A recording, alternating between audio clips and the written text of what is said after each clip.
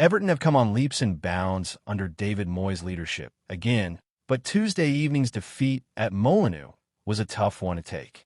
Yet again, the Toffees have fallen from the League Cup at an early stage. For times in 5 seasons have they exited in the third round, and Moyes will very much plan to revive the outfit's trophy-winning ambitions after so many years without silverware. However, there's ample reason to be excited as the Merseysiders continue to make headway in the Premier League and shape back into an outfit of a higher station. And it's rousing to note that Jarrad Branthwaite has yet to kick a ball this season, injured but preparing for a comeback that could take Everton to the next level. For the second season running, Everton have kicked things off with Branthwaite in the infirmary. This year, though, the Blues have avoided an early season slump, sat in 10th place with 7 points after 5 fixtures. The 23-year-old's return will work wonders, though, with Branthwaite recognized as one of the most talented and valuable center backs in the country. Solid, strong, and deceptively dynamic on the ball, Branthwaite will come a backline hardly in need of placation, and he will improve the overall fluency of an Everton side transitioning to a more modern-tailored form. A look at the England international's past 2 Premier League campaigns tells you all you need to know about his prowess. The defenders are doing well, but Everton still need a bit more solidity and dynamism in midfield. Branthwaite's return will help in that regard, but certain stars, such as Tim Iroegbunam, have left plenty to be desired over the opening weeks of the term.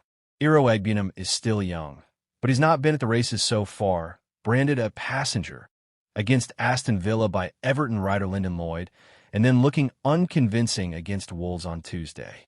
Everton could do with an upgrade, and instead of breaking the bank in next year's transfer market, they might fancy repeating a trick that worked well with Branthwaite and promoting Harrison Armstrong to Moyes' first team. Armstrong, 18, is widely regarded as one of Everton's most talented players within the academy system, and on transfer deadline day, he joined Preston North End in the Championship on loan until the end of the season. Everton view this as a campaign of significance for the teenager, who is considered a potential superstar and who is anticipated to dovetail into Moyes' senior setup in the coming years. Already he has featured 8 times for Everton's senior side, claiming 3 assists. Against Mansfield Town in the second round of the Carabao Cup this term, he started and played the full 90, registering 2 assists, winning 4 duels, and completing 91% of his passes, data via SofaScore. During a previous loan spell with Derby County, John Eustace described the prospect as one of phenomenal potential, and there has been little since to have dissuaded the Toffees' hierarchy from maintaining this stance.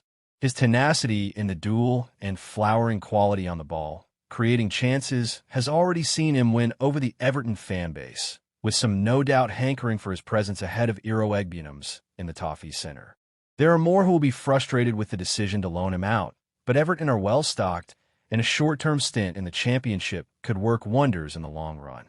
After all, Armstrong may well be looking to take a leaf out of Branthwaite's book. Branthwaite cut his teeth over in Holland with PSV Eindhoven during the 2022-23 campaign, and he returned to the Premier League a more refined and robust defender, hailed by pundit Ian Wright as a monster who has got everything needed to be an elite center-half.